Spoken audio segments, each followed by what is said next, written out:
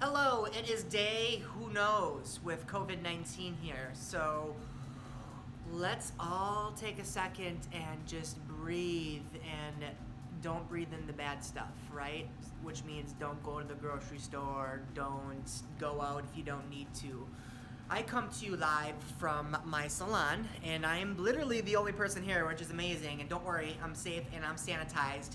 But what I bring you today is a news not from Trump, not from OSHA, but from my heart. And what I would say is that yes, we like to go home, yes, we like to Netflix binge, we like to Hulu binge, but you know what? We cannot forget to educate ourselves. Well, how do I do that, Chris? Well, if you can't get a mannequin head like I have here and you don't have access to your salon to grab stuff, well then, tune into education. There's been a lot of Redken education online, a lot of things on YouTube. Personally, for myself, I've been putting out a lot of videos just so that the hairstylists and the educational forum on Facebook and our salon peeps that are not getting trained right now are getting that information here. So the last couple of videos I did was a highlight technique, zigzag, I did a haircut, I did a consult. So if you guys want to see anything or know any of the head shape, you need any of the head shape sheets or any of the information based on the haircuts I did, or you need links for something new that you'd like to see, reach out to me. It's just Chris, C-H-R-A-S, at Salon CTI. And you can find me on Facebook. Same thing on YouTube. Just please feel free to reach out to me. Today we're going to be walking through a balayage. Now, to me, when I first learned the term balayage, I was like, all right, cool. Is that an ombre or what is that? You know, when it first came out, I'm talking years ago, right? And to me, people take that term and they turn it into different things that they create from their own ideas and their own images, right? And they call it different things like tortoiseshell, floreage, balayage, cherryage, right? There's so many different terms, but the hardest thing I think when it comes to a balayage is knowing exactly why to paint, where to paint, because you know anybody can take an application and paint it on everybody, but to me and my peeps at the salon, it's all about rhyme and reason. Where am I gonna put those highlights? You know, if you're gonna do a money piece and you're gonna do it on everybody, switch up your tone, right? Maybe some are caramel, maybe some are platinum. Maybe where you set that first piece in the front, wherever you put that is where the eye is going to be drawn towards. So application on purpose. So today I bring you a balayage that is controlled. What I mean by that is that most balayage is freehand and most balayage is done with some kind of lightener, right? Well, today we're going to use a combination of a lot of different things. Now, who out there would love to see a controlled way of doing balayage? I know that I did when I was taught this, you know, from a mentor of mine. I took it and I tweaked it a little bit with colors, different highs, different lows. So if you take anything away from this, feel free to share it with one of your friends, because we don't learn unless we share our wealth and our knowledge, right? Just kidding, don't share your wealth, but share your knowledge. One of the biggest things that we like to practice in our salon is drawing out our haircuts and drawing out our applications for highlights. That way, if I'm not here and my client who can't get back in with me after the corona thing goes down, my associate can do that for me. So I'm going to release the formulation application of what I'm going to be doing here. So if you guys want to screenshot that, this is the application and how you're going to be applying everything, right? So this, imagine this split in half, and that will be your top section. So what I'm going to use for my guideline is typically corner of the eyebrow. So if you watch my last zigzag video, I like to do a lot of things diagonal, because diagonal is very, very soft. Not good in every situation, but diagonal lines will cover your ASS. Get how I did that so I didn't get bleeped out? So again, here's the formulation. I will post that on my Salon CTI page on Facebook. So if you're interested in that, let me know. The foundation to any great hair coloring technique or any kind of hair cutting technique will be the way that you apply it and the way that you section off. So if you don't get this sectioning right, it's not going to turn out 100% of what we would like it to, but guess what? We're all artists, we're all creative people, and we can make it however we want. you go and learn something from a hair show, you might not come back and throw that red or that purple on every single person, but if you can take that technique and tweak it to make it your own, phenomenal. That's all the learning universe wants you to bring back. Today we're starting at corner of the eyebrow, and literally we're gonna go through and section diagonally up the part, almost to the peak of the top of the head, and then come back down. How wide you choose to do that is totally up to you. The smaller that you do your zigzags, the more coverage you're gonna get. And I'm gonna show you this whole section, this whole side. I'm not gonna do the other sides, just so you can see the difference in between both of them. So, corner of the eyebrow, I'm starting the comb on a diagonal, and the comb tip is going to literally brush up on the head. So, up, down, up, down, up, down, up, down. So literally, our sectioning will look like so. So you got large sections in the front, large sections in the back here. And again, if you need those recipes for how to section that off, feel free to message me on Facebook. I can go through and help you with that. I'm gonna do it one more time just because it is a little bit more challenging of a one to see on a video. So again, corner of the eyebrow, and literally going up, down, and you're not going any lower than what the corner of the eyebrow is, because that side is going to be the completely different section. The mannequin head is a lot smaller, so if you're doing this on a real person, the area above the ear is going to give you a lot more on a real human being. So, corner of the eyebrow, literally up to the high point, down, up, down, up, down. And what this is going to give you is it's going to give you an introduced way of doing a balayage, right? So that person that comes in that maybe doesn't want it as bright or doesn't want it directly on the part, but they want some kind of fun. I think that we're seeing a lot of hidden color underneath the part so that we don't see that outgrowth, especially when we're quarantined and we can't do our own hair. And you notice in the front, I left a huge section out here. That's, you know, it looks horizontal in the video, but it's more diagonal in person. And I'm gonna take that a little bit more solid. So I'm gonna go mix up some color, and I'm gonna show you exactly what we're doing here in a second.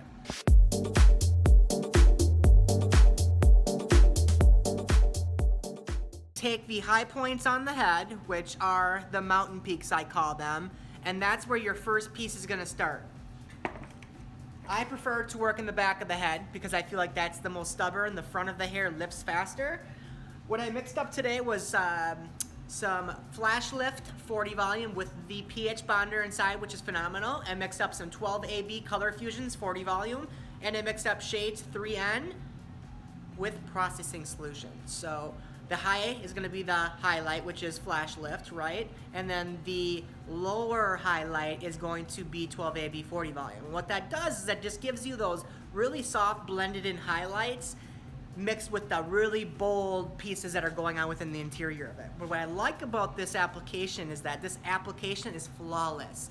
So if you're somebody who has balayage clients all the time and you tend to get those hard lines in there because you either put too much product in or you rush the application, this application is bulletproof. So I challenge you, yeah, this is gonna be a challenge now. I challenge you to post your videos on how you do this application, and the winner will get a complimentary Facebook Live session with me on anything that they want. Deal? Deal. Some of you are probably like, I don't want that. I just want more education. I want the money. All right. So our high point is going to be, let me move this so you can see a little bit. This first diagonal. So I'm gonna take this first diagonal, and it's gonna be the width of my foil. And this is what we're looking at for first application, is that whole piece right there. Now I said the high points are going to be Flash Lift 40 volume. Our first piece on the application is going to end up being the Flash Lift 40 volume, the higher piece, right? This one I want to be a slash, and make sure that the foils aren't any bigger than the width of the section that you're working on. No right or wrong reason how you foil it, just get it in there. but how I like to do it, just so that I get a lot of tension, is pull the end of the hair and then go ahead and take the tip of the comb, the tail comb that you're using, and round the head. So push it against the head, rounding the head, so that the foils are really, really tight. The next thing we're gonna do is we're gonna go ahead and take that Flash Lift 40 volume, and what we're gonna do is start midway to the hair shaft and turn your brush vertically and start to vertically paint higher on the corners. Don't paint in the middle section yet. I know you guys are all excited to start doing that, but I need to show you what's going on here. So I'm gonna turn this so you guys can see that. So we painted on the outer side corners, and now what we're gonna do, I'm not choosing to use a balayage board or any kind of other fancy stuff because I want you to be able to do this at home, because I'm sure that you're not at your salon right now like I am. So I'm gonna take a second foil, lay it down on the bottom, and I'm gonna completely saturate the ends. I know the ends are a little bit more on the skinnier side, so we gotta be careful that we don't make her hair fall out. But you know what? I'm sure she won't care because she doesn't have an opinion right now. So we're just taking the bottom sections, painting them heavier, and then in the center, what we're gonna do is completely vertical, go through and paint up. So we should almost be seeing a W, right? Does everybody see that? So there is some vacant space. Well, what are we gonna do with the vacant space? That's where the 3N goes. So, and everything now that we see a dark smudged root, right? Me, I just naturally get that because I have dark. It's the German in me. So blur brush. Blur brush is the best brush to use. If you don't have one, I suggest to get it. That's what we're gonna do with this. We're gonna fill in the vacant space. The key to this, since we're doing a lot of foiling, is making sure that we don't have an abundance of product on here. Reason being is if I smudge that foil and it gets into the other foil, it's not gonna be a good situation. So very, very light product. And first of all, start off by smudging it just below the foil line, working your way down into the vacant space, and then the rest of it can go above the foil, smudging it down a little bit. Now we don't want to smush any of our product together, so what I'm going to do is I'm going to lay a foil down on top of it, and then we can take the bottom of this and fold that up. And then take your corners and fold those in so that you can start to see your work. Folding those vertically on the corners there. And it doesn't have to be perfect, you guys. So there's our first piece. So I flip that foil over. Our second piece is literally going to be the little space underneath that. And that piece is going to be woven. The reason being is when 12AB eats through some of that oranginess, it'll make it more taupey. So I don't want that to be the primary color. So what I'm gonna do is I'm gonna go through, start off by taking a slash first, the subsection here. And with this, you guys gonna make sure your sections are very clean. So very tiny weaves. And this literally is just to blend out the little bit of outgrowth or grays they might have coming in. So this one again, tension on the ends of the hair, and then round the head off with the comb. Then we're taking 12AB 40 volume, and this can actually be painted really close to the scalp because this is our blending application. This is to blend and introduce somebody into a balayage that's maybe never had one, or maybe he's always wanted one, or that person that's, I'm too old to wear a balayage. Well, guess what? Age has nothing to do with it. Now, can a younger person pull off maybe a little bit more of a bolder money piece or a bolder balayage? Maybe, because they're more apt to wear a little bit more makeup, right? When we change a look and we put really cool toned pieces next to our face, we gotta make sure that our makeup, our glasses complement that, right? But that's in another video, so you gotta keep watching. Now I know you're gonna ask me, you smudged the first one, are you gonna smudge this one? No, reason being is this is not bleach or lightener, however you guys decide you wanna call it. That's gonna take a little bit of time to lift, so I'm not gonna smudge that, but I will go back through and smudge that after I'm done going through this whole section here. So finish that up, you're gonna fold that up here. And then you're gonna have a little bit of a space in here that's not being covered, and I'll get to that at the end here. So there's a piece right below that section that I just did that's going to be colored later. So for now, we're gonna clip this away with our duckbill clip. If anybody has one of these are the best to use. If you don't and you're stuck at home and you have a banana clip, well, guess what? It is what it is. They did not always have the correct tools back in the day to use what they have to get their results, right? So the next one we have is going to be that slash. That's gonna be our dominant piece, right? Section no bigger than the width of your foil. And if you need to use longer foils or a balayage board, go right ahead and do that. I am choosing not to. So again, with the brighter piece, what we did is we had little to no product on there, and we vertically painted really close to the scalp, just on the outer edges here, guys. If we start painting in the middle, guess what? It's gonna look like an ombre or something else that you guys might create and call something else. Turn that towards you here so you can see that. So again, I can put this foil right underneath here, or just grab foils that are already long. I'm gonna load the product up on the ends. So in the center here, again, we're gonna paint up so that we kind of see a W. Some people do V's, W's, whatever you decide to do, it's up to you. Again, this is your own zone to be creative. So again, we're gonna take the blur brush. This is the section that you wanna do it on because this is my blonder piece. Start below the foil and just lightly paint in your vacant spaces. We're probably not going any further down than maybe, I would say this is probably about 3 inches. And then when your product is wearing off, you're gonna wanna go through and just take a little bit at the root and give that a little bit of smudge. And I'm feeling good.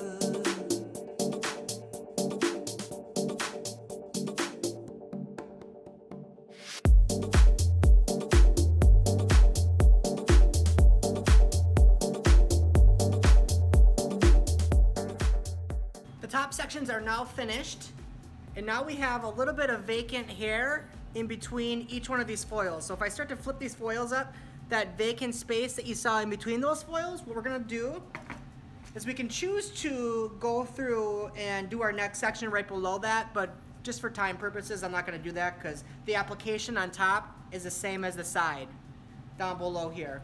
So what we're gonna do is we're gonna take the hair that's left in between, and this one is gonna be very fun because we can take that and we're gonna stand right on the corner of the eyebrow where our guideline was, right? And we're gonna over direct all the hair towards my body positioning here. And notice how the foil is not butt up towards the scalp. So this time I'm gonna start heavier on the ends, and we're not gonna do that W pattern that I did previously. I'm just literally looking at getting some uneven, jaggedy pieces. So how I'm doing it here is I'm going through and I'm painting with the brush vertically, and I'm painting just above that foil line on one corner. The other corner is left out here. And then all we're gonna do is literally take this and lightly squeeze that, and that one's gonna hang below. So it's gonna look like this. I know it looks kind of funny, but guess what? Some of the most imperfect foil applications are the best ones, right? Unless they slip and bleed on your rest of your hair, which isn't gonna happen. So we'll lift up the next piece. There's our blonde. There's our other blonde, and then here is the section in between that was not covered. And again, we're not going butt up to the scalp with this because a balayage is not about going butt up to the scalp. Some of the ones that you see now can be, but again, we're over directing that to the corner of the eyebrow where my body positioning is. And we're literally painting up the corners of these sections, getting heavier as we go towards the ends. But these middle pieces that are in between our foils, we're not gonna wanna go through and paint evenly on both sides. The reason being is that's gonna give us a solid highlight look. And don't worry if you're painting above the foil, that's on purpose. It'll be protected, right? And then just go ahead and smush that.